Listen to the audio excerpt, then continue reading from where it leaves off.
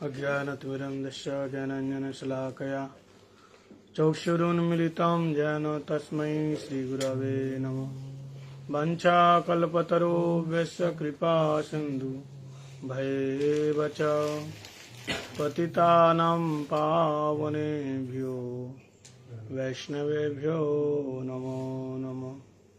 अजानुलम्बितभुजौ कनकावदातौ संकीर्तनैकपितरो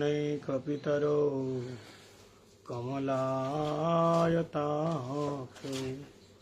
विश्वम्भरो द्विजवरो युगधर्मपालो वन्दे जगत्प्रियकरो करुणावतारो। नौमिढ्यते अभ्रवपुषे तडितम्बराय गुञ्जावतां सपरिपीचलसन्मुखाय वन्यस्रजकवलवेत्र विषाणवेणु लक्ष्मश्रियमृदुपदे पशुपाङ्गजाय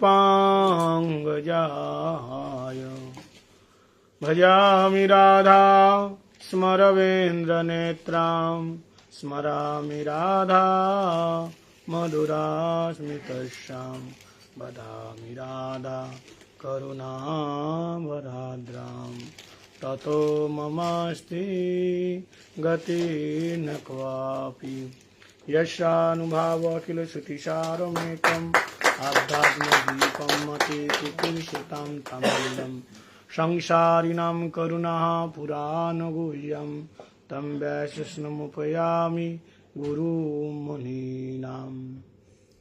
भक्ताविहीनाय अपराधलक्ष्यै क्षिप्ताशकामादितरङ्गमध्ये कृपामयि तं शरणं प्रपन्ना वृन्दे नमस्ते चरणारविन्दम्।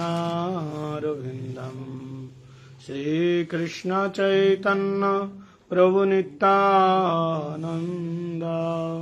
श्री अद्वैत गदाधर शिवासादि गौरभक्त गोविंद। हरे कृष्ण कृष्ण कृष्ण हरे हरे हरे राम राम राम हरे हरे। सर्वाज्ञ अस्मदीय गुरुपाद पद्म नित्यनीला पृष्ठं विष्णुपाद परिव्रजकाचार्य भरती दंडी स्वामी श्री श्रीमद् भक्ति वेदांत शिला बावन गोस्वामी महाराज जी के श्री चरण कमलों में अनंत अनंत कोटि साष्टांग दंडवत प्रणाम निवेदन करता हूँ। तत्पश्चात शिक्षा गुरुपाद पद्म नित्यनीला पृष्ठं विष्णुपाद अष्टोत्तर शत श्री श्रीमद् भक्ति वेदांत शिला नारायण गोस्वामी महाराज जी एवं नित्यनीला पृष्ठं विष्णुपाद अष्टोत्तर शत श्री श्रीमद् भक्ति वेदांत शिला स्वामी महाराज जी के श्री चरण कमलों में अनंत अनंत कोटि साष्टांग दंडवत प्रणाम निवेदन करता हूँ। रूपान गुरुवर्ग सारस्वती दंडी पादगण समपस्थित सभी भक्तजन के चरण में दंडवत प्रणाम निवेदन करता हूँ। हरि गुरु वैष्णव की हेतु की कृपा से हम लोग श्री श्री एकादशी तिथि के अवसर पर हरि कथा हरि कीर्तन हरि चर्चा करने का सत्सौभाग्य प्राप्त किया है। एकादशी तिथि इसको कहा गया भक्ति जननी। एकादशी तिथि भक्ति जननी जतने पालन करी। श्रील गुरुदेव कहते हैं आपने सारे साधन किया, हरिनाम करते हो, सेवा करते हो, सब कुछ करते हो, लेकिन एकादशी का व्रत नहीं करते हो तो आपका सारा साधन निष्फल जाएगा। इसलिए पहले वैष्णव को 4 नियम फॉलो करना, उसमें से एक नियम है एकादशी का व्रत। और 64 प्रकार भक्ति के अंगों में ये एकादशी व्रत के बारे में बताया। एकादशी का व्रत इतना जरूरी है। स्वयं नंद बाबा कौन? नंद बाबा, जो भगवान कृष्ण के पिताजी। ये कौन है? नित्य सिद्ध पार्षद। कृष्ण के अंदर जो वात्सल्य रस है वो नंद यशोदा के रूप में प्रकट हुए। स्वयं नंद बाबा एकादशी का व्रत करते थे।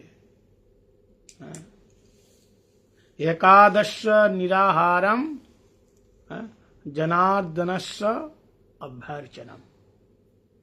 एकादशी का व्रत नंद बाबा करते थे। कैसे? निराहारम। निराहार का मतलब निर्जला व्रत करते थे नंद बाबा। पहले लोग एकादशी निर्जला ही करते थे। सत्य युग में, त्रेता युग में, द्वापर युग में एकादशी निर्जला ही होती थी। यहाँ तक कि चैतन्य महाप्रभु के समय एकादशी निर्जला होती थी। लेकिन हमारे छाया गोस्वामी तक निर्जला। उसके बाद लोग धीरे धीरे, जब कली का प्रभाव आ गया, लोग बिना खाए पिए रह नहीं सकता,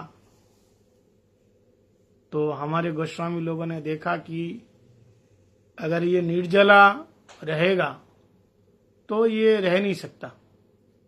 तब उन्होंने विधान दिया अनुकल्प करो।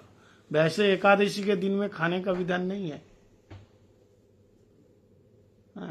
एकादशी इसलिए चैतन्य महाप्रभु अपनी सची मां से कह रहे हैं कि मैया मेरा एक मांग है। मेरी मांग क्या मांग है? कि मैया माँ माता सची माता मोरे देहो एक वरदान। ये सची माँ एक वरदान दे दो। वरदान क्या है? कि एकादशी दिन में अन्न ना खाईबा। एकादशी के दिन में अन्न नहीं खाना, चावल नहीं खाना। सची माता कहता मैं दे दिया, मैं एकादशी के दिन में चावल नहीं खाऊंगा। तो क्या महाप्रभु के माता जी खाती थी? नहीं खाती थी। लेकिन हम सबको शिक्षा देने के लिए स्वयं सची माता, ये कौन है? जगत जननी भगवान कृष्ण के ही माँ है। कृष्ण कौन है? चैतन्य महाप्रभु तो कृष्ण ही है। चैतन्य महाप्रभु की माँ ये भी एकादशी कर रही है। यद्यपि नित्य सिद्ध महापुरुष की कोई आवश्यकता नहीं है, लेकिन साध्य अवस्था में भी साधन दिखाई देता है। जब आप सिद्ध परिस्थिति में, मुक्त अवस्था में रहोगे तो तब भी साधन नहीं छूटेगा। तब भी साधन नहीं छूटेगा। अब प्रश्न आता है, जो निभृति निकुंजे, रूप मंजरी, रति मंजरी, विलास मंजरी, ये सब मंजरियां हैं। और साधक देह में रूप गोस्वामी पाद, सनातन गोस्वामी पाद और रघुनाथ दास गोस्वामी पाद, ये लोग तो एकादशी करते हैं साधक शरीर में। और नित्य सिद्ध शरीर में क्या उसी समय भी एकादशी करते हैं ये लोग? ब्रज की जो गोपियां हैं, क्या ये भी एकादशी का व्रत करती हैं? किस लिए करती हैं? क्यों करेंगे? गुरुजी कहते हैं कि अभी यहां जितना, जैसे आप राधा रानी के लिए यहां रसोई बना रहे हो, भोग लगा रहे हो, ये तो साधन है। तो जब आप सिद्ध स्वरूप प्राप्त हो जाएगा तो क्या वहां भी जाके रसोई बनाओगे? बोल हाँ, रसोई वहां भी बनाना। आज एकादशी तिथि है, इसलिए हम अपने गौड़ीय वैष्णव की कथा सुनाएंगे। ठीक है? जो गुरुजी सुनाते थे। और यहाँ लगभग सारे लोग दीक्षित भी है, और इसलिए गुरुजी का जो तत्व कथा है ये सब सुनाएंगे, और थोड़ा इधर उधर भी सुना देंगे। ठीक है? तो ये नहीं कहना कि महाराज जी बहुत गहरा हो गया, क्योंकि हम लोग गहरा मतलब तत्व ज्यादा हो गया, हार्ड हो गया।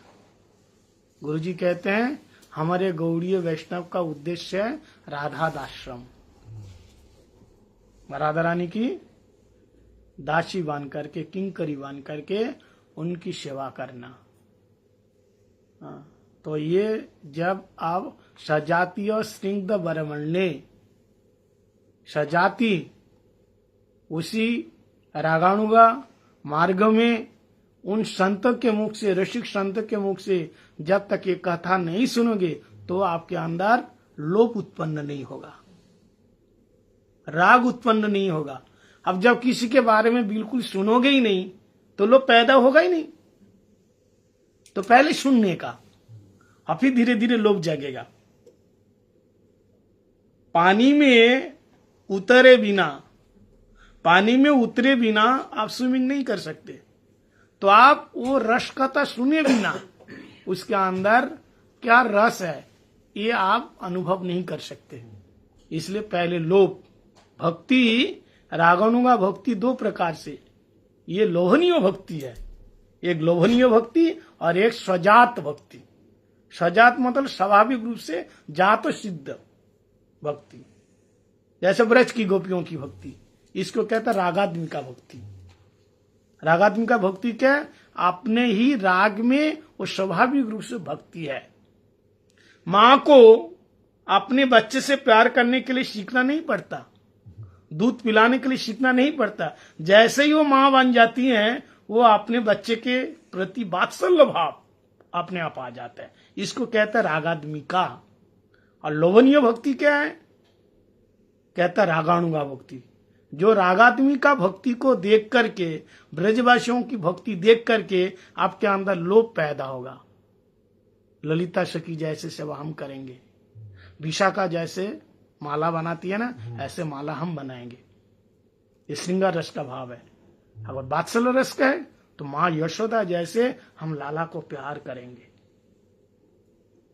श्रीदाम सुदाम की भक्ति देख करके इनके जैसे हम भी कन्हैया के पीछे गाय चराने जाएंगे, फिर उनके साथ हम खूब मस्ती करेंगे। तो इन ब्रजवासियों की भक्ति को रागात्मिका भक्ति कहा गया। और इन रागात्मिका भक्ति को देख करके किसी साधक के अंदर जब लोभ पैदा होते हैं और वो लोभ से जब उस भक्ति को प्राप्त करना चाहते हैं, उसका नाम है रागानुगा भक्ति। समझ में आया? उसका नाम क्या पड़ गया? रागानुगा भक्ति। और रूप गोस्वामी के अनुगत्य में निभृति निकुंज में क्या? स्मर गरल खंडनम मम शिरसि मंडनम देहि पद पल्लव मुदारम। जो केवल राधा रानी की सखियां भी जहां प्रवेश नहीं कर सकती, जो मंजरियां हैं, जो राधा रानी मानिनी हो जाती हैं और प्यारे श्याम सुंदर वहां जाकर के उनको मनाने के लिए, मान प्रसाधन करने के लिए राधा रानी के चरण दावाते हैं। क्यों? राधा रानी को खुश करने के लिए। कौन चरण दावा रहे हैं? विश्व ब्रह्मांड के नाथ। ये राधा रानी, अगर कहोगे राधा रानी क्या उनका गर्लफ्रेंड है, उनकी पत्नी है? नहीं, इस भाव से नहीं। राधा उनका भक्त है। राधा और कृष्ण दोनों अलग चीज नहीं है। राधिका तू आत्मा तस्सा श्री कृष्ण सा आत्मा श्री राधा। पद्म पुराण। हमारी आत्मा और हम अलग है। देखो हमारे अंदर तीन चीज है, एक स्थूल बॉडी है, एक परमात्मा है, एक जीवात्मा है। जीवात्मा हम है, परमात्मा भगवान है। और जो काला गोरा लीला पीला जो शरीर देख रहे, मोटा ताजा दुबला पतला, ये क्या है? ये हो गया स्थूल शरीर। ये माता पिता ने पैदा किया, यहीं पैदा हुआ और यहीं खत्म हो जाएगा। तुमको जो दिख रहे हैं ना वो तुम नहीं हो। तुम्हारे अंदर जो सूक्ष्म पदार्थ है, कौन है? ईश्वर अंश, जीव अविनाशी, चेतन अमल, सहज सुख राशि। ममैवांश जीवो लोकः जीव भूत सनातन। ये जो पोटिंस है, बालस्य शतभाग। बाल मतलब हमारा जो केश है ना, केश अग्र भाग, केश का वर्धित जो अंश है, तो उसका आखिरी जो भाग है ना, उसको शतधा कल्पिता। एक टुकड़ों को 100 टुकड़े करो, उन 100 टुकड़े में से एक टुकड़ा ले लो। उसका परिमाण जितना होता है, आत्मा का परिमाण उतना ही है। एक बिल्ली के अंदर जो आत्मा है जितनी बड़ी, एक चींटी के अंदर उतनी बड़ी आत्मा है, तो एक हाथी के अंदर भी उतनी बड़ी आत्मा है। आत्मा छोटी बड़ी नहीं होती है। हाथी बड़ी बड़े हैं इसलिए आत्मा बड़ी है, चींटी छोटी है इसलिए आत्मा छोटी है, ऐसा नहीं होता। आत्मा सबके अंदर सेम, ईश्वर अंश जीव अविनाशी चेतन पदार्थ है वो।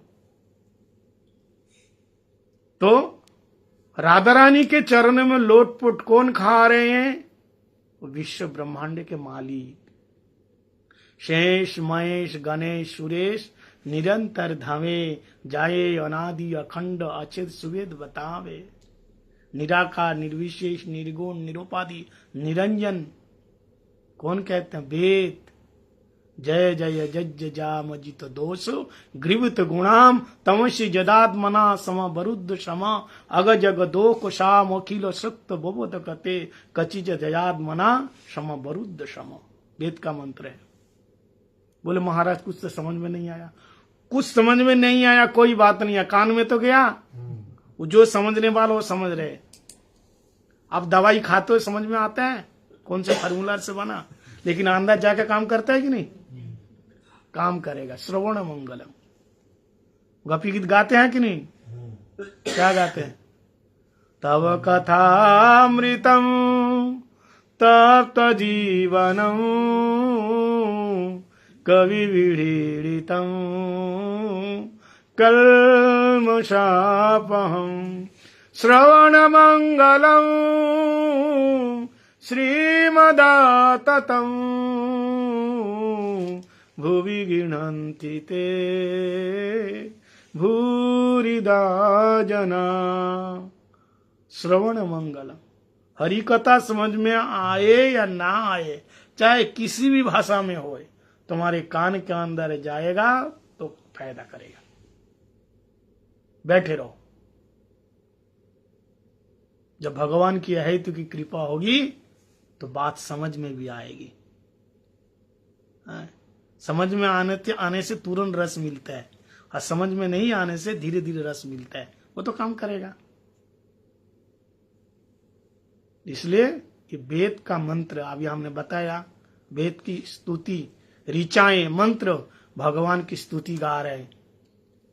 जय जय जज जाम चिद दोष ग्रीवित गुणाम तमसी। ये 19 श्लोक है, बड़ा बड़ा श्लोक।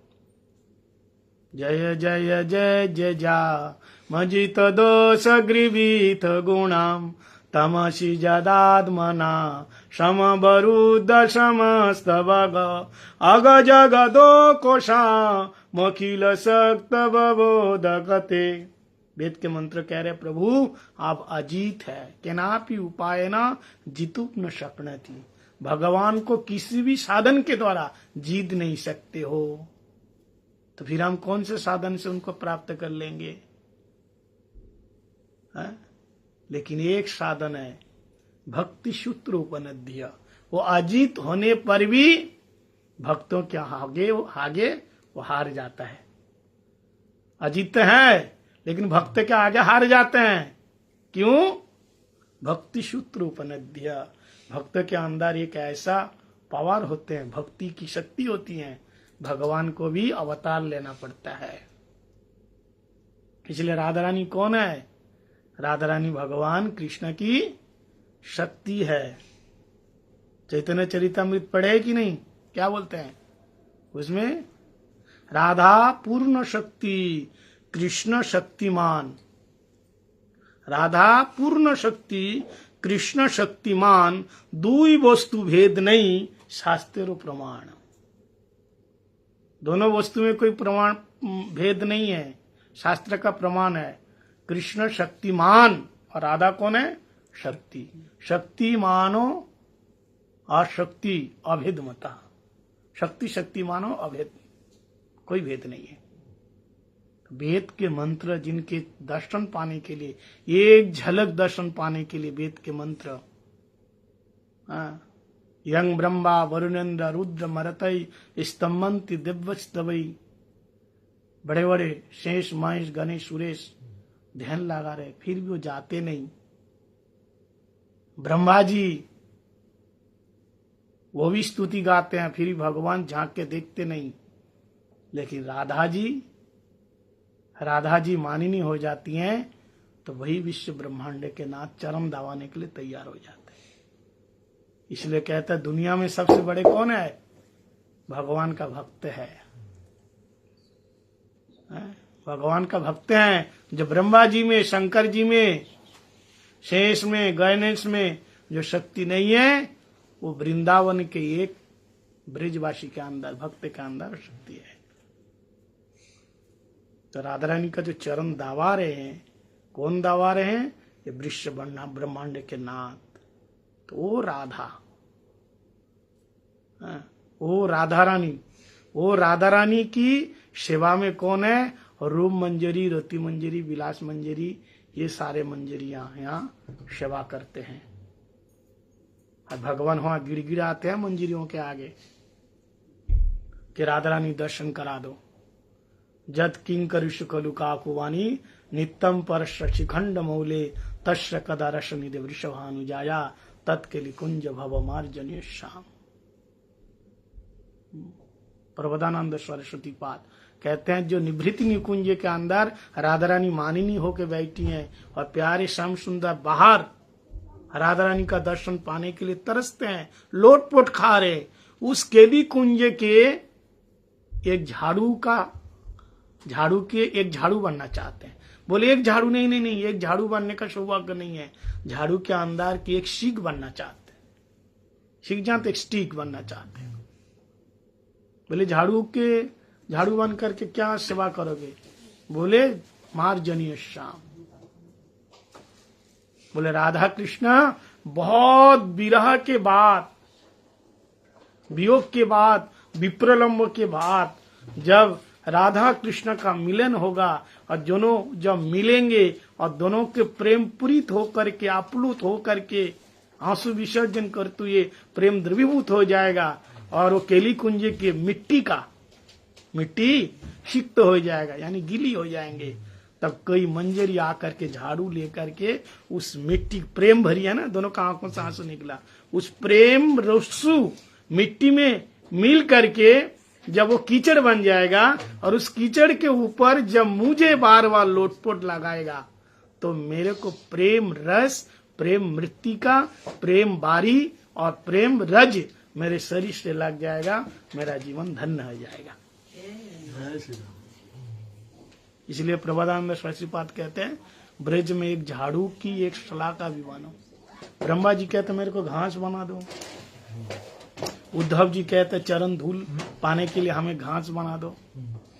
आशा मोह चरण रेणु जुषामो शाम वृंदावने किमपि गुल्म लतौषधि नाम या दुस्तेज अर्ज पतन चहिता यजुवीर मुकुंद निर्मिज्ञान। बोले रज कैसे मिलेगी? चरण रज, संतों का रज कैसे मिलेंगे? राधा रानी परम भक्ति, इनका रज कैसे मिलेंगे? बोले वृंदावन की किसी वीथियों में, वन में, उपवन में, बागीचे में, कुंज में, गली में घास बांध जाओ। उद्धव जी कह रहे तीनों गुणमो लता औषधि बन जाओ। और जब प्रिया प्रियतम गलेबाइयां देते हुए, नृत्य करते हुए, हास परिहास करते हुए, आनंद में निमग्न होकर के, प्रेम ने आप्लुत होकर के जब दोनों नृत्य करते हुए वहां से जाएंगे और दोनों के चरण आघात से धूल उड़ करके जब घास पर गिरेगी, यानी मुझ पर गिरेगी, तो मेरा जीवन धन्य हो जाएगा। समझ में आ रहा है कुछ? इसलिए उद्धव जी भी एक चरण रेणु प्रार्थना कर रहे हैं पाने के लिए। वृंदावन की इतनी बड़ी महिमा है। तो मैं ये कहना चाहता हूं कि इसी को कहते हैं रागानुगा भक्ति के, और रागात्मिका भक्ति का सार है रूपानुगा भक्ति। एक रूपानुगा भक्ति है ना, हमारे शिला महाराज गुरु जी कहते थे इतना सूक्ष्म विचार गौड़ी मठ के दूसरी जगह भी ये विचार मिलने को नहीं मिलता था। वो लोग सुन के भी हैरान हो जाते। हम लोग क्या बोलते हैं? रूपानुगो गुरुवर्ग। हम रोज बोलते हैं ना, रूपानुगो गुरुवर्ग के चरण में दंडवत प्रणाम करते हैं। ऐसे थोड़ी बोलते हैं रागानुगा भक्त के, ऐसा नहीं बोलते। रूपानुगो, रूप रघुनाथ के अनुगत, पहला रूपानुग कौन है? रघुनाथ दास गोस्वामी। इसलिए रूप रघुनाथ कीर्तन में नहीं है, रूप रघुनाथ पदे जा रास, है ना, कितने बार आए? प्रार्थना करे नरोत्तम दास। नरोत्तम दास ठाकुर महाशय बता रहे ये गौड़ीय भजन शैली पद्धति है। ये गुरु जी का सूक्ष्म विचार। कहते हैं हर गौड़ीय रागानुगा बन सकता है, लेकिन रूपानुगो नहीं बन सकता। रागानु की अपेक्षा रूपानुगो श्रेष्ठ है। रागानुगा कौन है? जो रागादमी का भक्ति जन, उसको कहता है रागादमी, रागानुगा। और रूपानुगो कौन है? जो रूप गोस्वामी का अनुगत्य में जो राधा रानी की सेवा कर रहे हैं। तो ये साधन भजन की बात है। यदि कोई ठीक से गुरु मंत्र लेकर के नीर अपराधे नाम लइले पाए प्रेम फल। अपराध सुन हैया लह कृष्ण नाम। गाते हैं कि नहीं? अपराध सुन हैया। गुरुदेव बोलते हैं निंदनम दोषो कीर्तनम इति निंदा। निंदा किसी का दोष को बार बार बोलने से वो निंदा हो जाता है, चाहे वो करे ना करे। खराब चीज को आप बार बार बोलोगे तो फिर वो निंदा। चाहे वो आपको वो करेगा तो हम बोलेगा नहीं। हम तो बोलते हैं ना, तुम कर सकते तो हम बोल नहीं सकते, नहीं बोल सकते वैष्णव जगत में। तभी तो महाप्रभु ने कहा तीर्णादो भी सुने चनो। आज मैंने सुबह क्लास में यही बताया 8 श्लोक के बारे में। साधन भक्ति, भाव भक्ति, प्रेम भक्ति। निंदनम दोष कीर्तनम इति निंदा। गुरुदेव कहते हैं निंदा किसको बोलते हैं? किसी का दोष को बार बार गाने से, चर्चा करने से वो निंदा होता है, उसको निंदा कहते हैं, भले ही वो करे या ना करे। अच्छा एक बात बताओ, प्रभुपाद जी कह रहे हैं अगर कोई गलत करते हैं, अगर तुम्हारे अंदर उसको सुधारने की शक्ति है तो बोलो, अगर शक्ति नहीं है तो बोलो मत। क्या हमारे कहने से सुधर जाएगा? बोलिए, हमारे कहने से क्या सुधरेगा? सुधरेगा नहीं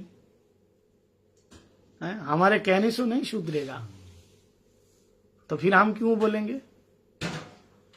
इसलिए गुरुदेव कहते हैं अगर सचमुच तुम उसका हित चाहते हो तो तुम निरंतर हरिनाम करो। क्या करना?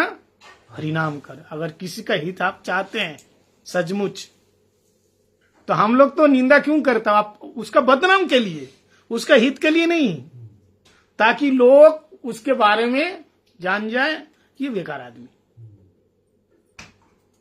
यही तो बेकार मतलब उसके पास गाड़ी नहीं है, उसका निंदा नहीं करना है। हाँ, ये बहुत इंपॉर्टेंट बात है। ये साधन भजन में वो बहुत हंसने की बात नहीं है। ये हम लोग देखो, कोई 10 साल से, 15 साल से, 25 साल से दीक्षा लिए, अभी भी कामी, अभी भी क्रोधी, अभी भी लोभी, कोई चेंज नहीं है। क्यों नहीं है? नाम में कुछ गलती है, नापने में गलती है, किस में दोष है? क्योंकि हम साधन भजन को ना सीरियसली नहीं ले पा रहे। हाँ, ये नहीं ले पा रहे हम। जब तुम्हारे जीवन में इसका महत्व हो जाएगा तब होगा। इसलिए अपने जीवन में महत्व रखना। और महत्व क्या, मैंने पहले दिन में बताया था, उत्साह धैर्य निश्चय तत्त कर्म प्रवर्तना। उत्साह निश्चय धैर्य के साथ करना पड़ेगा। तो हमारे गुरुदेव का जो विचार है बहुत सूक्ष्म विचार है, बहुत सूक्ष्म विचार है। इन विचारों को बड़े बड़े पंडित लोग भी समझ नहीं पाते थे। बड़े बड़े पंडित लोग भी विचार को समझने के लिए भगवान की भी, गुरु की भी कृपा चाहिए। ईश्वरे कृपाले सहे तो जारे, सही से ईश्वर तत्व जानी बारे पारे। भगवान की कृपा होने से ही तब भगवान को जान पाएगा। देखो, भगवान की कृपा से साधु मिलते हैं और साधु की कृपा से भगवान मिलते हैं। ऐसा अच्छे साधु आपको मिला है गुरु जी, तो भगवान की कृपा।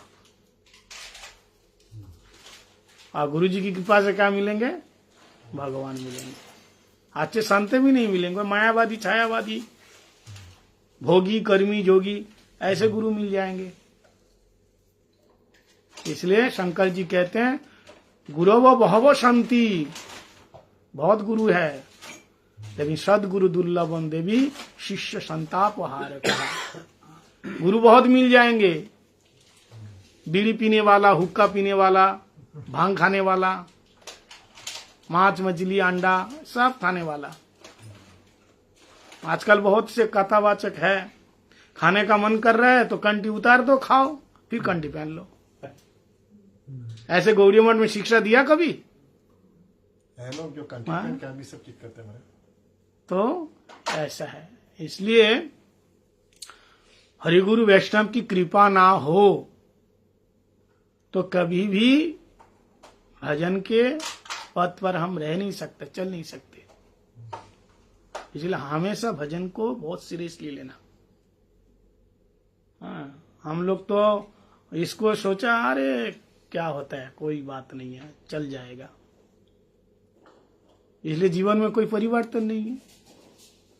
आप कितना शुद्ध है वो आपके बिना कोई नहीं जान सकता। हमारे अंदर क्या है वो हम ही जानते हैं।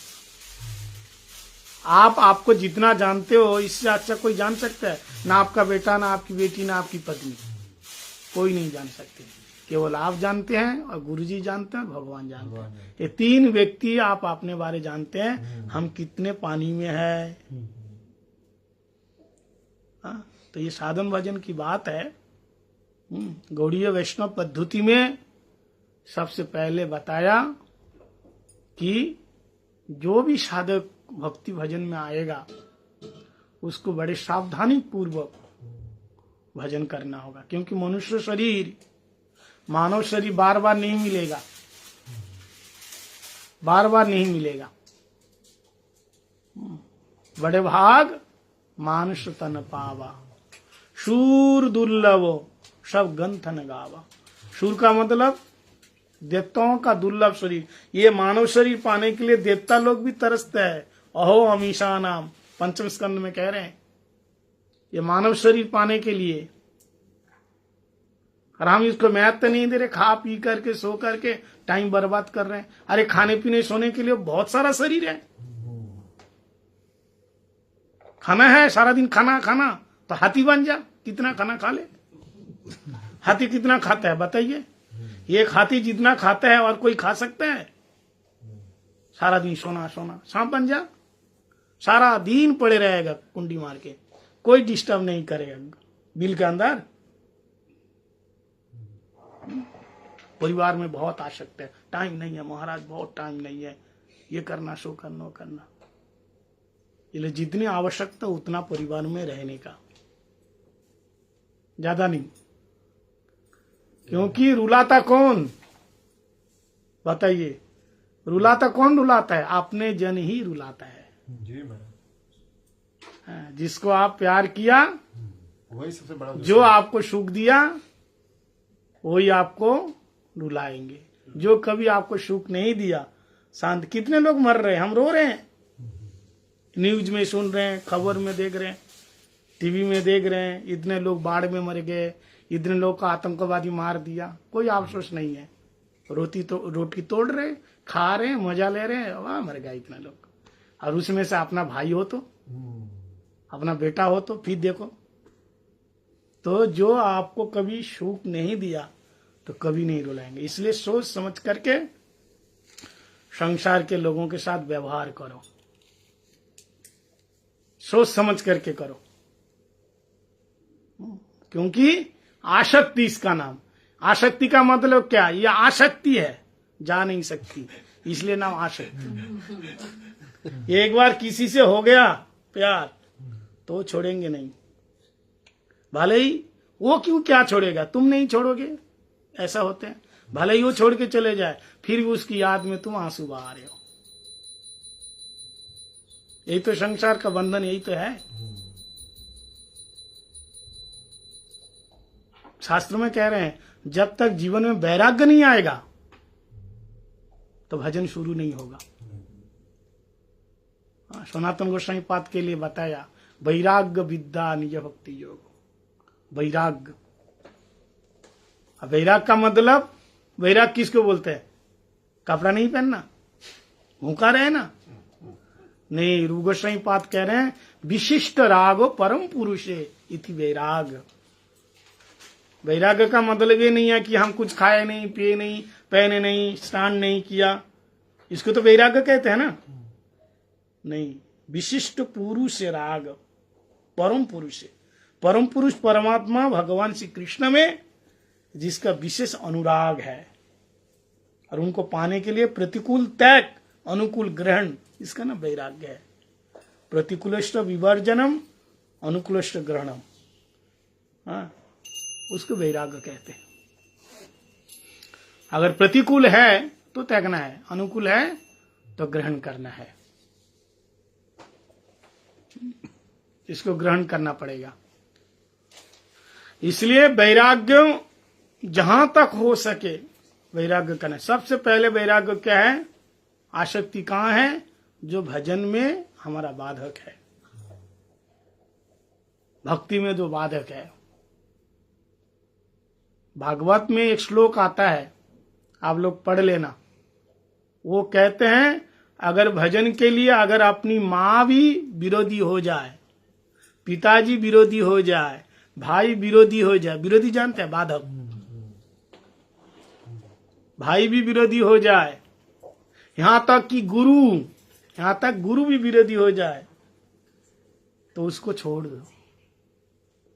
भक्ति के लिए, वैराग्य के लिए उसको छोड़ दो। जननी न सस्सात, हाँ तो डायरेक्ट तो कह रहे हैं वो माँ नहीं है। जननी न सस्सात, वो माँ नहीं है। पिता न सस्सात, वो पिता नहीं है। देवता भी भक्ति के लिए बाधक है, वो देवता को देवता ना मानो। गुरु न सस्सात, गुरु भी नहीं। ऐसा कोई किया? बोला हाँ, शास्त्र में प्रमाण है। बलि महाराज गुरु बलि त्याजो, बलि महाराज गुरु को नहीं छोड़ा, शुक्राचार्य को त्याग दिया, गुरु बलि त्याजो। और प्रहलाद महाराज आपने पिताजी को छोड़ दिया, पिताजी की बात माना? नहीं माना। भरत महतारी मां को भी छोड़ दिया। कौन? भरत महाराज जी। आप लोग जानते हैं भरत महाराज जी भी अपनी मां को छोड़ा। मां को छोड़ने की चीज है? मातु आज्ञा सर्वोपरि, मां को भी छोड़ दिया। जब राम जी को वन में भेजा, भरत को पता चला, और जब भरत कैकेयी को देखा तो देखकर कैसे मूड घुमा लिया। कैकेयी ने कहा ये क्या हो गया? तो कहा तू मेरी मां नहीं हो सकती, तू डाइनी है।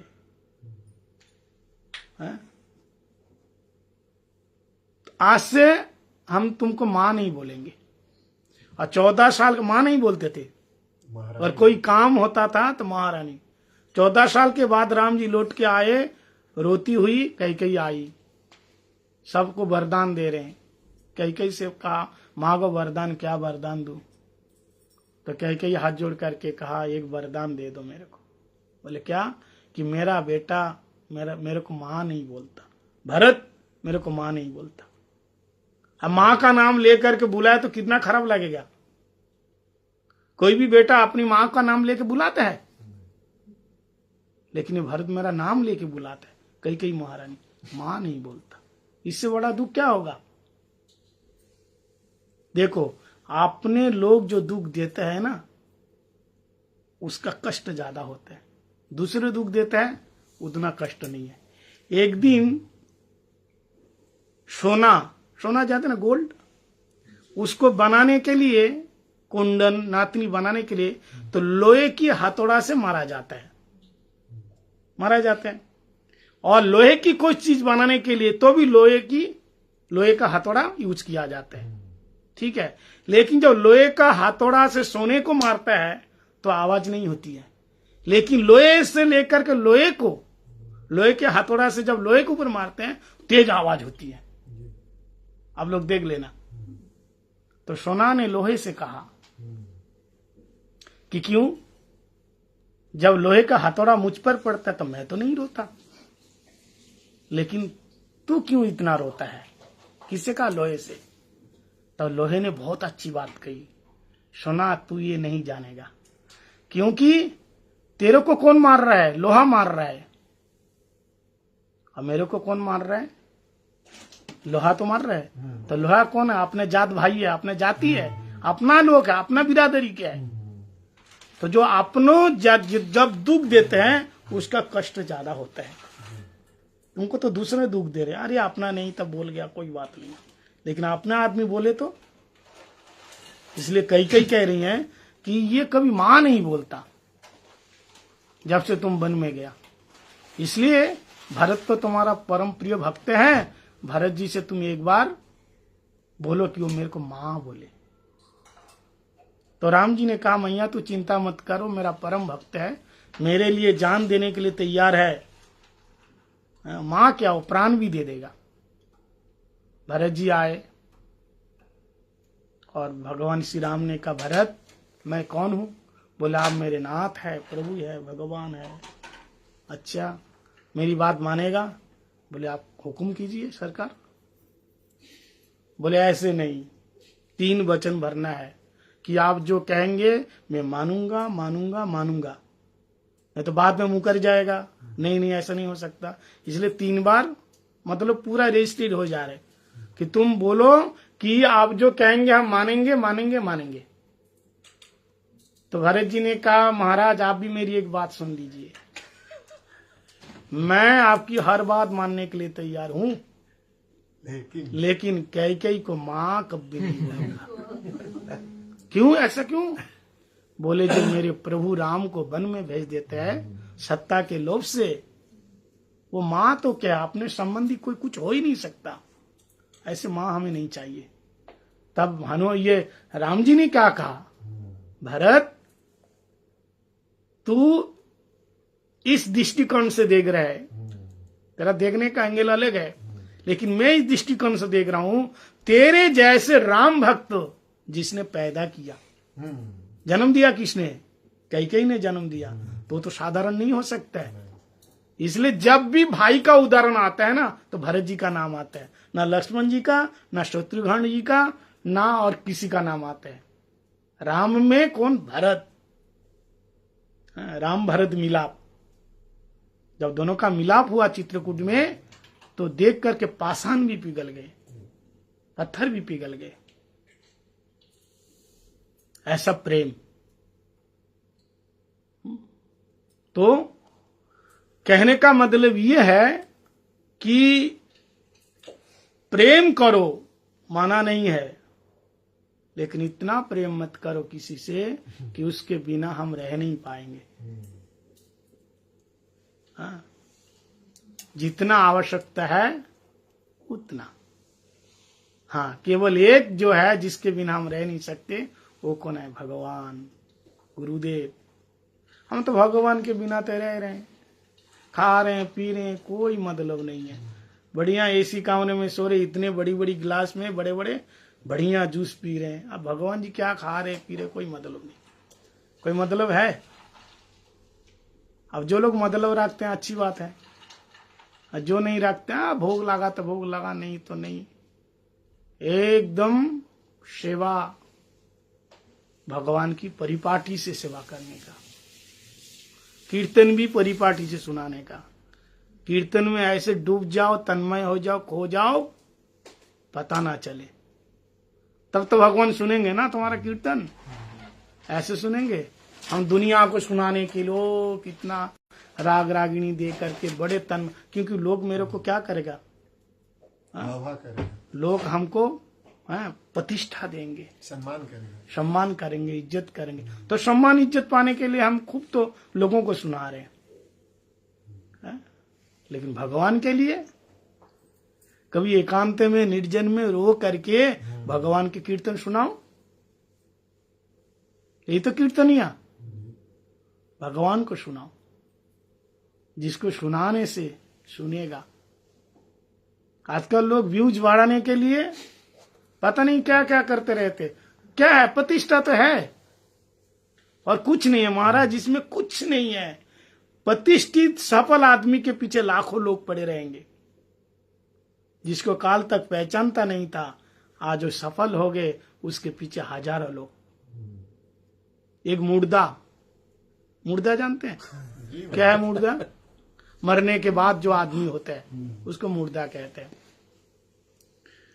मरने के बाद वो आदमी मुर्दा बन गया और मुर्दा बन करके कहते हैं मुर्दा बनने में बड़ा लाभ है। क्या लाभ है मुर्दा बनने में? बोले काल तक जो मेरे पास बैठता नहीं था, जैसे ही मर गया 4 आदमी कांधे में उठा के लेके जा। काल तक जो मेरी सुनते नहीं था, लेकिन आज मेरे को सुनाने के लिए 50 आदमी राम नाम सत्य है, गोविंद नाम सत्य है, मुझे सुनाने आए। काल तक जो मेरे घर में पास में आकर के एक कप चाय पीने के लिए नहीं आता था, लेकिन देखो मेरे पैरवी में कितने पूरे गांव के लोग आए खाने के लिए।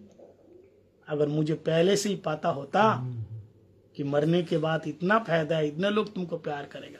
बोले काल तक एक आदमी मुझे एक फूल नहीं दिया, लेकिन मरने के बाद देखो कितना हार चढ़ाया। तो मरने में फायदा है कि नहीं?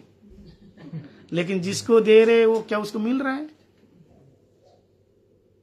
जिसको पहना रहे उसको पता लग रहा है किसको दे रहे हो? लोग क्या करते हैं, माँ जब जिंदा रहते हैं ना, ज्यादातर ये भारत की बात है, जब माँ जिंदा रहती है तो बिल्कुल खबर नहीं लेंगे कैसी है क्या है नहीं है। अब मरने के बाद पूरे गांव के लोगों को खिलाएंगे। लो, जब जिंदा थी माँ या बाप जिंदा थे तो ना तो प्रेम से बगल में बैठे ना बात किया, और जैसे ये मर गए प्रेम दिखाने के लिए गांव के लोगों को बुला लेंगे, इतना बड़ा भंडारा करेगा। और बेचारी थोड़ी सी दवाई के लिए तड़प तड़प करके मर गई कि ये दवा मुझे ला के दे। प्रेम क्या है? ये प्रेम है, ये प्यार है। इसलिए किसी संत ने कहा कि तुम्हारा हृदय सरस होगा। सरस मतलब किसी को देख करके द्रवीभूत होगा।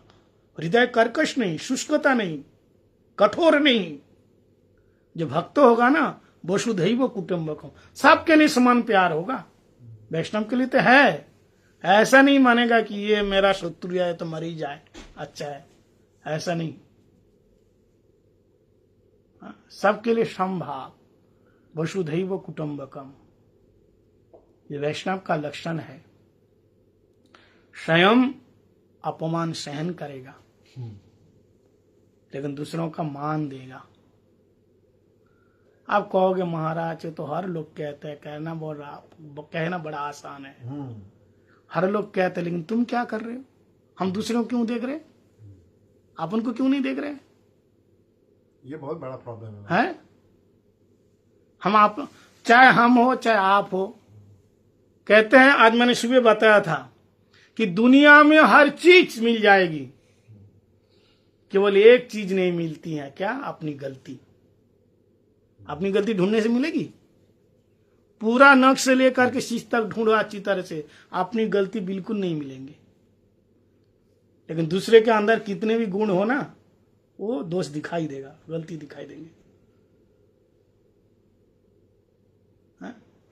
गलती दिखा देंगे। और आपको एक विनोद की बात बताता हूं, अगर आपकी गलती दिखाई नहीं दे रही है, बड़े ध्यान से सुनना, भाई लोग विशेष करके, भाइयों के लिए बता रहा हूं, अगर आपको अंदर आपकी गलती दिखाई नहीं दे रहा है, ठीक है, गलती नहीं दिखाई दे रही, तो आप अपनी बीवी की गलती देखो। एक गलती देखना। कितनी गलती? अपनी पत्नी को, घरवाली की एक गलती देखना, आपके पूरे खानदान की गलतियों दिखा देगी। समझ में आया? पूरा खानदान की गलती, आप क्या क्यों, आपके पापा पर पापा के पूरा दिखा देंगे, पूरी गलती बता देंगे क्या क्या गलती है आपके अंदर है? लोगों को गलती दिखता ही नहीं है। तो कहते हैं जिस दिन अपना दोष दिखाई देगा उस दिन क्या होगा? हम सुधरने लगेंगे। जी। जिस दिन दोष दिखाई देगा उस दिन हम सुधरने लगेंगे। लेकिन सभी का अंतःकरण तो गंदा है महाराज। नहीं, सभी का मत बोलो, सभी का हम ठेका नहीं लिया। हाँ, लेकिन संसार में जो है तो नहीं, हम सभी को खिला रहे हैं तो होगा महाराज। बताइए, हम सभी को खिला रहे हैं? नहीं खिला रहे ना, पैसा कमा के किसको खिला रहे हैं? तो आप जितने में सीमित हो उतना देखा करो। हम सभी को क्या ठेका लिया? अगर आपका पैसा सभी में बांट रहे हैं समाज में, तो सबका तकलीफ देखो।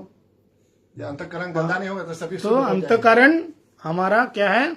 पहले अपने आप शुद्ध हो जाए। आपको नहीं बता रहा हूं, मैं अपने लिए ही बोल रहा हूं। और कथा तो सार्वजनिक होते हैं मैसेज, लेकिन उससे ज्यादा होता है जो बकता है उसके ऊपर आता है। पहले वो खुद ही आचरण करे। इसलिए महाप्रभु कहता आचार प्रचार नामे करो दुई कार्य। आचरण भी करना और प्रचार भी करना, ये दोनों काम करना है। केवल प्रचार करोगे तो नहीं चलेगा, जीवन में आचरण भी करना तो पड़ेगा। आचरण के बिना नहीं। इसलिए परिवार में हम मंदिर में प्रेम ढूंढते हैं, भगवान से बहुत प्रेम करते हैं, और अपने परिवार में घर वालों से नफरत होता है ना। बहुत से लोग भारत में वो वैष्णव देवी में जाएंगे माता जी को चादर चढ़ाने के लिए, चुनरी चढ़ाने, और स्वयं अपने माता पिता यहाँ बेचारे ठंडी में ठिठर रहे हैं। तो क्या माता जी वो लेंगे? बोलिए। इसलिए प्रेम शुरू होगा। प्रेम मतलब ऐसा आसक्ति ना करो, लेकिन किसका क्या तकलीफ है देखो। धर्म में और हम जो धर्म करते हैं, धर्म और कर्तव्य में अंतर होता है। परिवार के लोगों को खिलाना पिलाना ठीक से रखना, ये हमारा कर्तव्य है, धर्म नहीं है। लोग कहते हैं अरे अपना धर्म फर्ज कर रहे हैं। नहीं, धर्म तो आत्मा का ही होता है, वो तो कहीं भी जाओ धर्म जाएगा, ऐसा थोड़ी है। आप जो अभी परिवार के लिए कर रहे हो आपका कर्तव्य है, क्योंकि मरने के बाद ये भी छूट जाएंगे, आप भी छूट जाएंगे, वो आपके साथ नहीं जाएंगे। तो धर्म छूटते हैं क्या? धर्म मतलब जिसको धारण करता है हमेशा, धर्म कभी नहीं छूटता। इसलिए ये आपका कर्तव्य, कर्तव्य मतलब ड्यूटी। आपके घर में काम करने वाली आती है तो 8 घंटा काम करके पैसा लेके चली जाएगी। रात को 12 बजे माता जी बीमार पड़ी, आप फोन करोगे तो नहीं आएगी, आएगी, और आएगी भी पैसा चाहिए। यह है ड्यूटी। उसका कर्तव्य किया, वो चला गया। ऐसे आप 80 साल के लिए आए, 70 साल के लिए आए, आपने कर्तव्य पूरा किया, चला गया। देखो अगर किसी का पिताजी मर जाता है और बेटा एक्सीडेंट हो गया मरने के बाद, अब पिताजी आएगा हॉस्पिटल में भर्ती के लिए? जब तक जिंदा था कर्तव्य पूरा किया, अब चला गया तो नहीं आएगा। जैसे घर के काम वाली चली गई, वो दोबारा नहीं आएगी, पिताजी नहीं आएंगे, क्योंकि कर्तव्य था, कर्तव्य पूरा किया। और धर्म क्या है तुम्हारा? वो धर्म तुम्हारा साथ रहेगा जहां भी जाओगे। जैसे आप लोग, हम लोग जो सनातन धर्म हम लोग फॉलो कर रहे हैं, हमारा जो धर्म है, गीता में कहा शुचिनाम सिमरताम गृहे योग अभिष्ट जायते। आप जो धर्म कर रहे हैं, करते करते मानो तुम्हारा साधन पूरा नहीं हुआ, ठीक है, पूरा नहीं हुआ, भगवत तक आप जा नहीं पाए, आपका शरीर छूट गया, फिर दोबारा जन्म होगा, वैष्णव परिवार में जन्म होगा, फिर आप वहां से शुरू करेंगे भजन। जब तक भगवान के चरण तक आप नहीं जाओगे, आप बार बार जन्म लोगे, बार बार मरोगे, लेकिन साधन भजन चलता रहेगा। ऐसा नहीं है, धर्म आपको नहीं छूटेंगे। बहुत से लोग देखो भारत में रह करके भी भक्ति भजन नहीं कर रहे। अब बहुत से लोग आपके यहाँ पाश्चात्य देश में रह करके बचपन से भगवान की भक्ति कर रहे हैं। कोई लोग कर्तव्य पालन कर रहे हैं और कोई लोग धर्म पालन कर रहे हैं। इसलिए गीता में भगवान ने कहा सर्वधर्मान परित्यज्य माम एकम शरणम व्रज। कौन सा धर्म त्याग करने के लिए बता रहे हैं? गीता में भगवान कहते हैं धर्म संस्थापनार्थाय संभवामि युगे युगे। धर्म की रक्षा के लिए मेरा अवतार होता है, अब फिर दूसरी बार कह रहे धर्म को छोड़ दो। कौन सा धर्म छोड़ने के लिए बता रहे? जिसका हम धर्म सोच रहे वो धर्म नहीं और कर्तव्य है। भागवतम में कहा धर्म क्या है? सभी पुंसाम परो धर्म यत भक्ति अधक्षजे अहेतु क्या प्रतिहता यजात्मा संप्रसिद्ध थी। सभी पुंसाम सारे प्राणियों का एक ही धर्म है। कौन? अधक्षज भगवान की भक्ति करना, कृष्ण की भक्ति करना,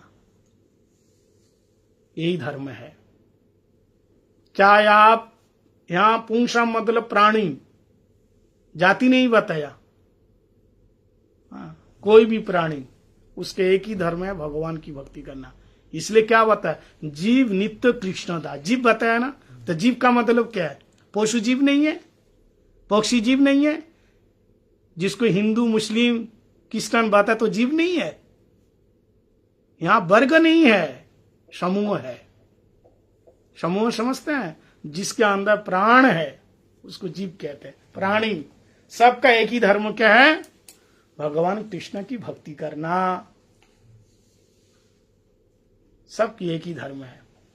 तो मैं ये कहना चाहता हूं, परिवार से अपना सबको प्यार बांटो, कर्तव्य पालन करो, और फिर भक्ति भजन में आप आगे बढ़ोगे। आप यहां किसी के लिए रोओगे ना तो भगवान के सामने भी तुमको रोना आएगा। यहां तुम बिल्कुल कठोर है तो वहां भी रोना नहीं आएगा। अब बताइए, घर में लड़ करके यहाँ आए तो आपको कथा में मन लगेगा? मन नहीं लगेगा। लेकिन दोनों पति पत्नी प्यार से प्रेम से आके बैठे तो यहाँ भी बढ़िया मस्ती से कथा सुनो। इसलिए मैं हमेशा बोलता हूं, एक दूसरों का दोष ना देख करके, चाहे पति पत्नी हो, चाहे पुत्र हो, पिता हो, दोष तो सबके अंदर होता है, ये बात याद रखना। लेकिन एक दूसरे का दोष को ढक करके, सुधर करके एक दूसरे का अच्छाई को देखो, तब हरिनाम में। अब दोष देखा, हरिनाम माला लिया, वो ही तुम्हारे अंदर घूमता रहेगा। होता है कि नहीं ऐसा? तो नाम भी गया, समय भी गया, परिवार में अशांत है। इसलिए क्या करो? ये भाव कब आएगा? जब किसी से डरोगे। दोष किसका हम देखते हैं? जिससे डर नहीं लगता। जिससे डर नहीं लगता है उसका हम दोष देखते हैं। बेटा पिता का दोष देखेगा भी चुप रहेगा, बताएगा नहीं, कोई डरता है। लेकिन पिता क्या हो? वो डरता है, तुरंत मुंह पे बता देगा तूने ऐसा कर दिया, गलत कर दिया। इसलिए डरना सीखो। भक्ति भी डर से होती है? इसलिए क्या करना सीखो? बोलो जोर से। डरना। मेरे गुरु भाई लोग डरते नहीं। हाँ, नहीं, आप भाई को छोड़ो, आप अपना देखो। मैं क्या समझाऊं? विशेष करके भाई नहीं डरते नहीं। नहीं, वो भाई, गुरु भाई भक्ति राज्य में छोड़ो, पहले अपने परिवार को देखो। परिवार में एक दूसरों से डरो कि ये क्या सोचेगा। देखो, हम चोरी करते हैं, डर नहीं होता तब तो चोरी करते हैं। अगर ये डर आता है चोरी करेंगे तो पुलिस पकड़ेंगे, जेल में डालेगा। अगर ये डर होगा तो करेगा वो। किसी का मर्डर करते हैं, मतलब क्या है? कितना निर्भीक, कोई डर ही नहीं है। कोई भी काम अगर आपके अंदर डर हो, गलत काम के लिए डर होना चाहिए। हाँ, ये सही बात। वही तो बात बता रहा हूँ। अच्छा काम के लिए क्यों डरोगे? गलत काम करने के लिए डर होना चाहिए। और सच्चाई बोलने के भी डरना चाहिए। सच्चाई बोलने के लिए जो एक बात देखो, एक बात इंसान जो बार बार दोष गलती करता है, और इतनी बार किया, और मैं अपना मुंह खोल के उसको बोल दिया कि अब हद से यही तो सुनो। इसलिए तो आप शुरू में क्या बोला? शुरू में क्या बोला आपने? हमने क्या बोला? अगर आपको सच्चाई बोलने से सुधरेगा तो आप बोलो, नहीं तो मत बोलिए। हमारे गुरु महाराज क्या बोलते थे? बोले, गुरुजी ये दोनों लड़ते हैं, मंदिर में सेवा नहीं करते हैं, इनको दूसरे मठ में भेज दो। तो गुरुजी ने कहा मैं तो आदेश दे दूंगा। अब गुरुजी बताया मैं तो आदेश दे दूंगा। अगर ये नहीं माना तो यहाँ थोड़ा बहुत जो भक्ति कर रहा है ना, 84 लाख जोनी घूमने के बाद आए, गुरुजी के चरण में अपराध करके और भी ये चला जाएगा। इसलिए जो गुरु वर्ग लोग होते हैं ना, हमारे श्री गुरुदेव या भक्तिवंश नारायण गोस्वामी महाराज जी सहज किसको कुछ बोलते नहीं थे, इतना आसानी से सोच समझ करके। एक बार आपस में लड़ने लगे ब्रह्मचारी, तो गुरु जी के पास गए कि ऐसे ब्रह्मचारी दोनों लड़ रहे, आप किसी की बात नहीं मान रहे, तो आप बोलिए कुछ, गुरु जी की बात तो मानना पड़ेगा ना। गुरु जी के पास ले गए, तो गुरु जी ने कहा, अच्छा तुम लोग लड़ते हो, हमारे गुरु जी भक्तवंशी बावन गोस्वामी महाराज, लड़ते हो, अच्छा तो वैसे तो मालिक मैं नहीं हूं, तुमको क्या विचार करूं, मालिक तो महाप्रभु है, फिर भी ऐसा करो तुम उसकी महिमा गाओ, ये इसकी महिमा गाए, एक दूसरे की महिमा गाओ, उसके अंदर जो अच्छा ही है तुम बोलो और उसके अंदर जो अच्छा है तुम बोलो। जो लड़ाई करेगा किसी की अच्छाई दिखाई देंगे जिससे लड़ेगा? गुरुजी कहते उसके अंदर जो अच्छा ही है वो देखो, एक दूसरे की महिमा गाओ और यहां से जाओ।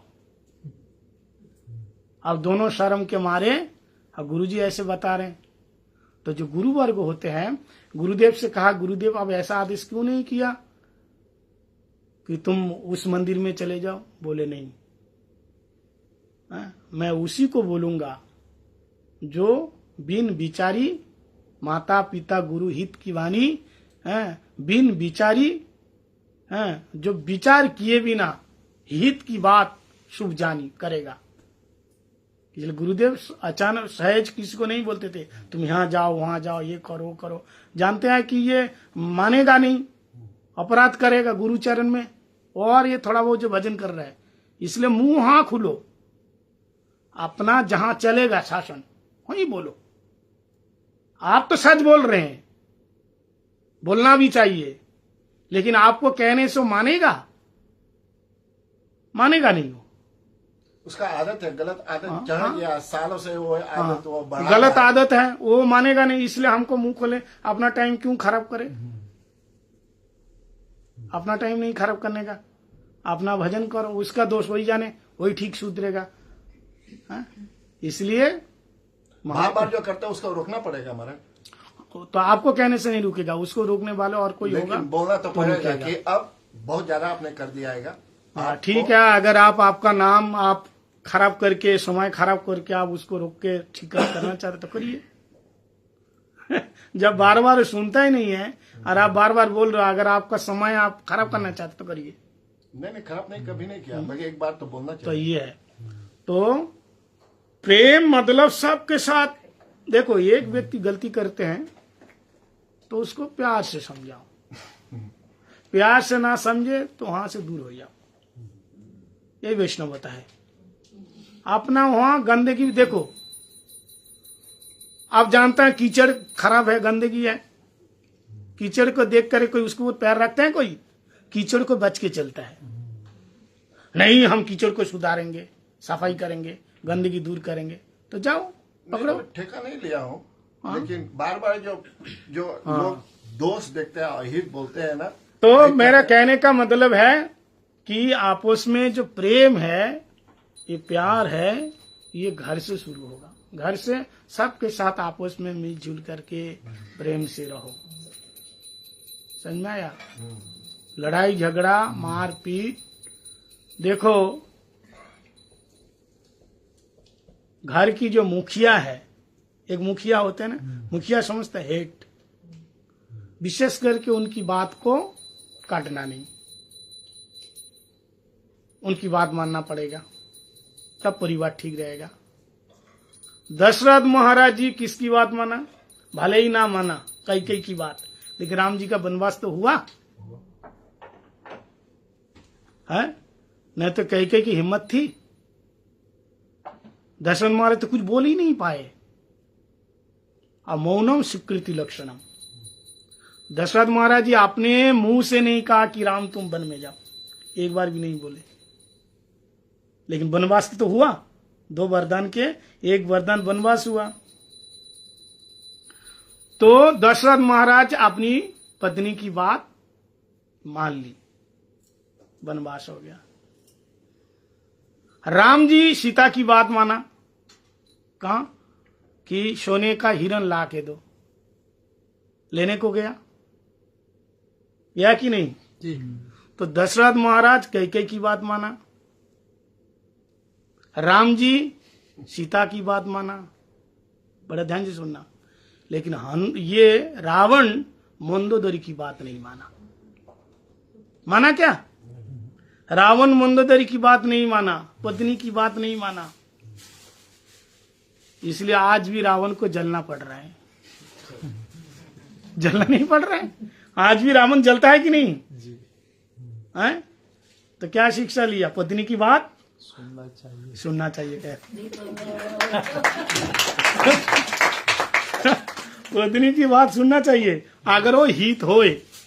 देखो मंदोदरी जो क्या कहा, गलत कहा क्या?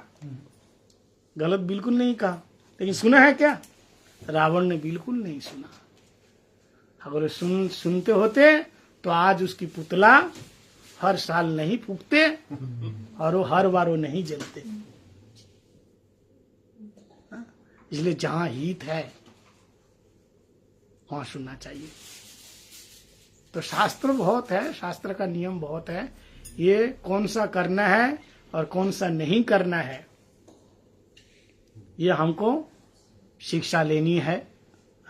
अपने परिवार को भगवान के भजन में लगाओ, खुद भजन करो, और यदि 2-4 बच्चे हैं तो उनको संत बना दो।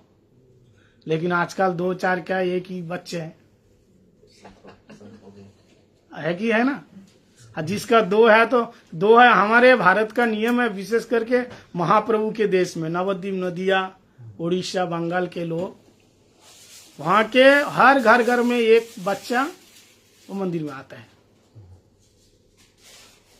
हाँ, क्योंकि 4-5 बच्चे, उनमें से एक बच्चे चले गए। इसलिए पहले क्या कहावत था?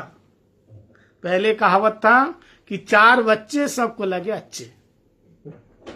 4 बच्चे सबको लगे अच्छे। बच्चा 4 होना चाहिए, राम, लक्ष्मण, भरत, शत्रुघ्न। उनमें से 2 बच्चे किसका चला गया?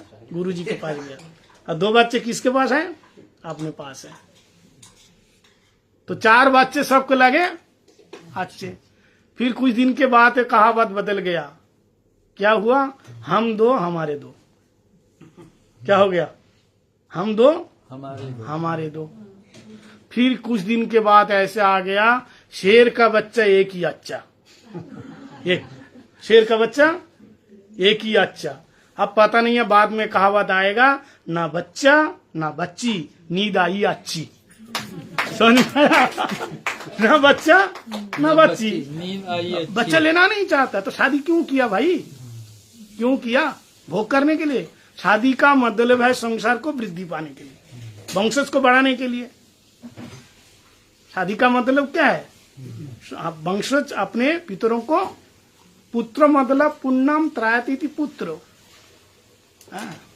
पुण्यम नरक से बचाने के लिए पिंड दान दिया जाता है। नहीं, हम तो बच्चे नहीं लेंगे, तो ऐसा नहीं। तो इसलिए मैं कहा कि खुद भी भजन करो और बच्चों को भी भजन में लगाओ। इससे क्या होगा? और एक विशेष इंपॉर्टेंट बात है, जैसा आप कह रहे हैं, आपके अंदर बहुत अच्छा उत्तम विचार है। बहुत से लोग हैं गलत, उनसे सहन नहीं होते, गलत देख नहीं सकते। लेकिन एक बात हमेशा ध्यान देना पड़ेगा कि गुरु महाराज जी खुद ही बोलते थे, हमेशा बोलते थे कि मेरा ये सेवक, अगर मैं इसको कहूँ कुआं में कूद जाऊं तो कूद जाएगा, लेकिन ये जो सेवक है ये नहीं कूदेगा। इसलिए आप अपना कीमती समय, अपना कीमती वाणी वहीं खर्चा करो, एनर्जी वहीं प्रयोग करो जहां काम में आ जाए। आप पैसा बहुत है, क्या सड़क में आप उसको फेंकोगे? आपके पास बहुत पैसा है, सड़क में आप उड़ाओगे क्या? जहां खर्चा करना चाहिए वहीं करोगे। तो आप अपनी वाणी, अपनी दिमाग, अपनी ऊर्जा, आप तो हित चाहते हैं, नहीं उसका कल्याण हो, लेकिन वो नहीं चाहता। अरे भगवान भी उद्धार नहीं कर पाएगा आप और हम क्या है? भगवान भी, जीव स्वतंत्र है। कितने लोगों को हम कह रहे हैं कि एकादशी करो, एकादशी करो, भगवान का भजन करो ना। हम यहाँ तक ये बता दिया हमारे मंदिर में एकादशी के दिन में प्रसाद मिलेगा, घर में बनाने का चक्कर ही नहीं है। बहुत से लोग भारत में भी रहते हैं, बनाने का चक्कर नहीं है, मंदिर में आओ चकाचक एकादशी का प्रसाद पाओ, लेकिन एकादशी रखो नहीं। महाराज हमसे नहीं होता एकादशी, हम एकादशी नहीं कर सकते। लेकिन जब पति पत्नी की लड़ाई होती है 2-2 दिन तक भूखे रहते हैं। पति पत्नी की लड़ाई होती है 2 दिन तक भूखे रहते, क्या बात है खाई नहीं, उससे लड़ाई होगी। बताओ 2 दिन लड़ाई होती है, बात नहीं करते, वो पागल है यार। तो इसलिए तो कहने का मतलब ये है, मैं खुद पका के खा लेता हूँ। मैं पत्नी के ऊपर लड़ता नहीं हुआ। मैं सोचा वो तो जिसको पकाना नहीं आता है वो क्या करेगा। हाँ तो वो भूखे मरे। हाँ वो एक बार पति पत्नी में लड़ाई हो गई थी, ध्यान से सुनो, तो आप बातचीत तो नहीं करते थे, तो खाना कैसे खाए, काम कैसे करे। तो पत्नी खाना बना करके, खाना तो बनाना पड़ेगा, खाना बना करके घर के जो खंबे है ना, खंबे जानते ना, खंबे, खंबा से कहते हैं खाना खा लो, तो वो समझ जाता है मुझे। वो समझ जाता है, क्योंकि उससे बात तो नहीं होता ना, खाना खा लो। इसका भी कोई काम होते हैं तो ये पर्ची लिख करके पत्नी को बताइए बनाना ये करना। तो एक दिन उसको दिल्ली से चंडीगढ़ जाना था, तो उसने पर्ची में लिख दिया कल सुबह मैं 4 बजे जाऊंगा, 5 बजे जाऊंगा, मुझे 4 बजे जगा देना। पर्ची में लिख के उसके ताकिया के अंदर दे दिया। 8 बज गया, पत्नी ने जगाया ही नहीं, बिल्कुल लाल पीला हो गया। मेरे को 5 बजे जाना था, अरे जगाया नहीं, पर्ची लिख के दिया। तो फिर अचानक ताकिया के पास एक पर्ची देगा, उसमें लिखा हुआ था 4 बज गया जल्दी जाग जाओ। पत्नी ने लिखा 4 बज गया जल्दी जाग जाओ। तो मैं इसलिए हमेशा कहता हूं कभी लड़ने का मन होए तो लड़ लो, झगड़ने का मन है तो झगड़ लो, लेकिन बोलचाल बंद ना करो। बंद रहना बहुत बोलचाल बंद ना करो, आपस में बात करो। मौन हो जाएगा ना, फिर ऐसे मौन हो जाएंगे वो, फिर शक्ल भी नहीं दिखेगा। इसलिए बातचीत करते रहो। हाँ, किसी से झगड़ा भी हो जाए फिर भी बातचीत करो। बातचीत करने से फिर वो दीवार नहीं बनेगा। किसी से बोलचाल बिल्कुल बंद कर दो तो बिल्कुल नफरत हो गया। लेकिन बोलते रहोगे ना, चलो भाई देखो इतना बोलने के बाद भी फिर भी बोलते हैं मेरे से, तो ये सांसारिक बातें हैं। लेकिन ये सब चीज भक्ति लाइन के लिए, भजन के लिए बड़ा बाधक बनता है। इन सारे चीजों को पार करके परिणाम करना, भजन करना बहुत मुश्किल काम है, क्योंकि हम लोग 84 लाख जनियों में अनंत काल तक घूम रहे हैं। अचानक ये बंद करके भक्ति में आना, भजन में आना, वो नहीं सुनेगा, जबरन नहीं आएगा। वो विशेष कोई महात्मा, उनकी कृपा, अहितु की कृपा हो तब आ सकते हैं। तो आज एकादशी तिथि, उत्पन्ना एकादशी। आज की एकादशी का नाम क्या है? उत्पन्ना। आज के दिन में एकादशी तिथि का जन्म हुआ। एकादशी तिथि का आज हैप्पी बर्थडे आज है। कैसा जन्म हुआ? एक मूर का दैत्य था, मूर नाम का दैत्य था, चंद्रवती नगर में रहता था। मूर दैत्य, सत्ययुग की बात है। इतना बड़ा बलवान था, 3 लोग जीत लिया, सारे देवताओं को मार मार के भगा दिया, मूर नाम के दैत्य। अब सारे देवता लोग गए शंकर जी के पास, भोले बाबा रक्षा करो। भोले बाबा ने कहा ऐसा करो, तुम भगवान विष्णु के पास जाओ। सारे देवता लोग विष्णु के पास गए। भगवान विष्णु ने कहा, नारायण ने कहा क्या बात है? बोले मूर नाम के दैत्य हम लोगों को मार मार के घर बेघर कर दिया, हम लोग कहाँ रहेंगे प्रभु? तो भगवान ने कहा तो ठीक है चलो। देवता लोग बड़े स्वार्थी होते हैं, जब काम पड़ते हैं भगवान के पास जाते हैं। वैसे भगवान को पूछते नहीं ये लोग, सारा दिन खाने पीने और नाच गाने में रहते हैं। भगवान ने कहा ठीक है चलो कोई बात नहीं तुम्हारे साथ। बोले कहाँ रहते हैं? बोले वो चंद्रवती नगर में रहते हैं। तो ठीक है वहां चलो। जैसे भगवान के साथ लेकर के ये देवता लोग आ रहे हैं, ये देख करके मूर नाम का जो दैत्य था इसका माथा गर्म हो गया। बोले इतना बड़ा साहस है, तुम भगवान जी को साथ लेके आए? तुम लोग डरपोक हो, निकम्मे हो, किसी काम के नहीं हो, केवल गाना बजाना करते हो। किस काम के हो? गंधर्व लोग है ना, ये देवता लोग हैं। हाँ, केवल अपने रूप सज्जा में रहे तो जाओ, तो लेकिन भगवान को साथ लेकर आए, भगवान ने लड़ाई किया, 10,000 साल तक लड़ाई हुई। वो साधारण नहीं थे, मूर्ख दैत्य। 10,000 साल तक लड़ाई होने के बाद भगवान मूर नाम के दैत्य को परास्त कर दिया, हार गया। भगवान छोड़ करके आ गए कहाँ? बद्रीनाथ में। हरिद्वार से होते हुए चले गए कहाँ? ऋषिकेश से होते हुए चले गए बद्री का आश्रम में। तो इतना भगवान लड़े, इतना सालों तक, थोड़ा परिश्रांत हो गए, तो एक गुफा के अंदर जाकर के भगवान लेट गए। लेकिन ये मूर नाम का दैत्य तो पराजित हो गया था, मारा तो नहीं भगवान, छोड़ दिया। इसने क्या किया? भगवान का पीछा किया, और जैसे देखा गुफा के अंदर ही गहरी निद्रा में सो रहे थे, तो इसने सोचा अभी इनको मार डालेंगे सोते हुए। जब जागते हुए नहीं मार पाया तो सोते हुए मारना आसान हो जाएगा। तो सोते हुए परमात्मा को, भगवान को कोई मार सकता है? जैसे सोते हुए इतना बड़ा पत्थर उठाया मारने के लिए। जैसे पत्थर लेकर के भगवान के ऊपर, संत कहते हैं भगवान के ऊपर मारा। अब पत्थर क्या? भगवान शालिग्राम बन गए। भगवान शालिग्राम में भी तो पत्थर, तो एक पत्थर दूसरे पत्थर से टकराएगा, क्या होगा? चिंगारी निकलेगी। भगवान भी तो शालिग्राम जी है, वो भी पत्थर के हैं। और एक पत्थर उठाया और आपस में टकरा करके एक चिंगारी पैदा हुई, प्रकाश। और उनमें से एक बहुत सुंदर 16 साल की एक सुंदर कन्या, किशोरी कन्या वो उत्पन्न हुई। और फिर मूर नाम के दैत्य के साथ लड़ाई करके उसको मार डाला देवी ने। भगवान की नींद खुल गई। भगवान ने देखा मूर मरा पड़ा हुआ है, और देवी वहाँ भगवान के सामने हाथ जोड़ करके नतमस्तक होकर के भगवान को प्रणाम करने लगा। भगवान ने कहा, देवी आपका परिचय? बोले, प्रभु मैं आपकी शक्ति हूँ, आप तो अंतर्जामी है, सब जानते हैं। मूर को किसने मारा? आपकी शक्ति ने मारा। तो ठाकुर जी ने कहा, आज तिथि के अनुसार एकादशी तिथि तुम्हारा उत्पन्न हुआ, इसलिए तुम्हारा नाम होगा एकादशी। और मैं तुम्हें वरदान देता हूं, तुम्हारा जो व्रत करेगा संसार के सब कुछ आप दे सकते हो। बोले, धर्म अर्थ काम मोक्ष तक एकादशी मुक्ति दे सकती है, और केवल मुक्ति नहीं, मेरे को भी दे सकती है।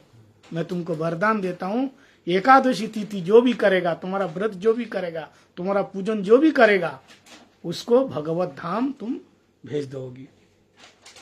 और एक नियम बता देता हूं, जो एकादशी तिथि नहीं करेगा एकादशी के दिन में, उसको क्या होगा? बताऊं बताऊं कि नहीं? जी जरूर, आपको सत्य बोलना है। हाँ, लिखा हुआ है पद्म पुराण और स्कंद पुराण। आप पुराण की बात देख लेना। एकादशी के दिन में पंचशस्य मतलब 5 प्रकार के दाने, उसके अंदर 5 प्रकार के पाप चले जाते हैं। एकादशी के दिन में चले जाता है केवल। पंचशस्य क्या? पहले सुन लीजिए। शस्य का मतलब फसल। धान जानते हैं? जी जी। गेहूं, जी, आटा बनता है जिससे, गेहूं। तिल का तेल, सरसों, मस्टर्ड ऑयल, सरसों, और जौ जो यज्ञ में लगता है। ये एकादशी के दिन में ये 5 प्रकार के चीज को खाना नहीं चाहिए। तो इसमें से आ गया मटर होता है ना, ये होते हैं। और जितने प्रकार के गेहूं से बिस्किट वगैरह ये सब बनते हैं, ब्रेड वगैरह, ये सब नहीं लेना चाहिए, क्योंकि एकादशी के दिन में उसका अंदर पाप आ जाता है। और जो पाप उसको खाएगा एकादशी के दिन में, तो यहाँ 5 पाप बताया। मातृहत्या, पितृहत्या, गौ हत्या, भ्रूण हत्या, ब्राह्मण हत्या।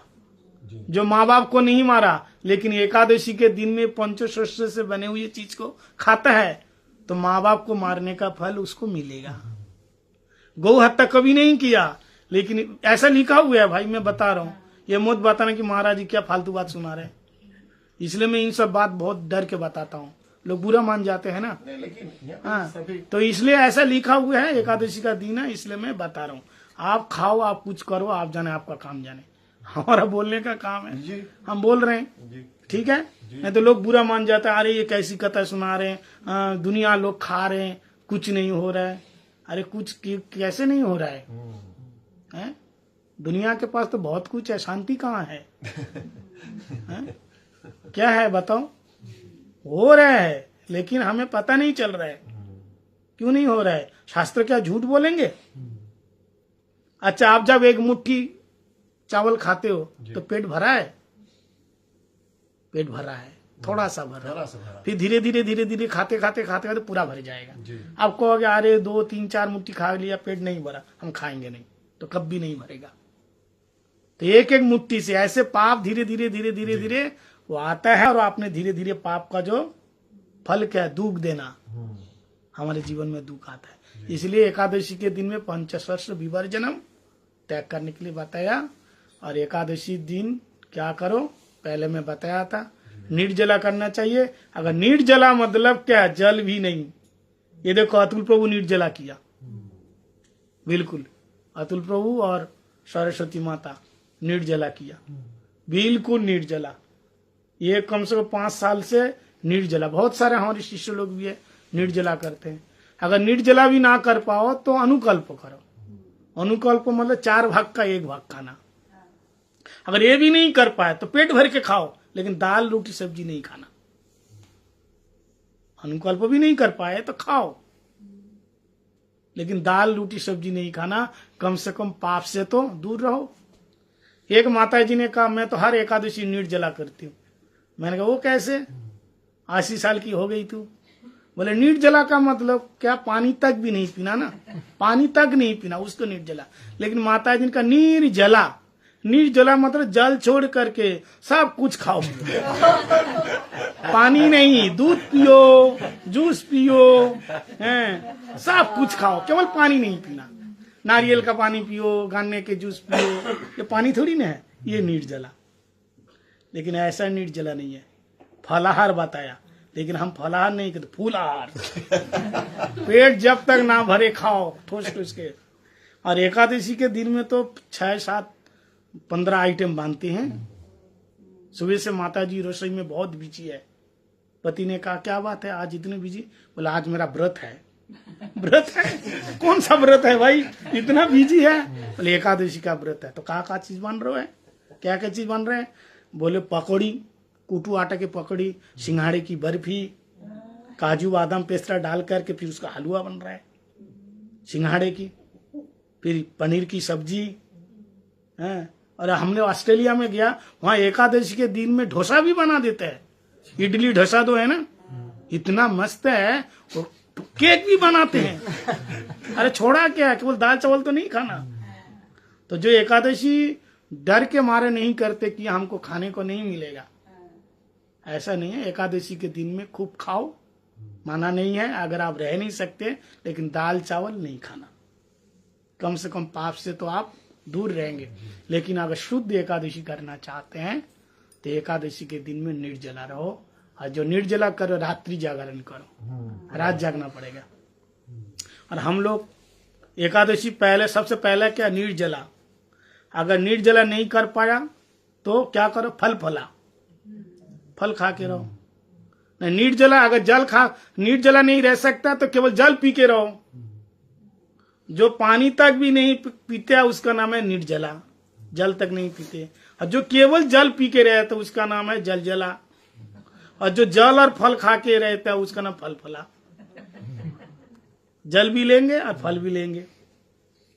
तो हम लोग क्या है, ना निर्जला ना जल जला, क्या फला दोनों ही लेते हैं।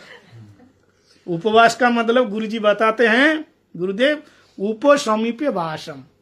निर्जला रह लिया और सारा दिन लेटे पड़े हैं, कुछ खाए नहीं, सेवा करना, ये खूब कीर्तन करना, हरि कथा श्रवण करना, इसका मतलब है निर्जला। इसका नाम है उपवास, भगवान के समीप में वास करना। तो आज उत्पन्न एकादशी, एकादशी का जन्म दिवस है। बोले एकादशी तिथि की जय, उत्पन्न एकादशी तिथि की जय, श्री गुरु महाराज की जय, श्री प्रभुपाद की, अनंत कोटि वैष्णव वृंद की, हरिनाम संकीर्तन की।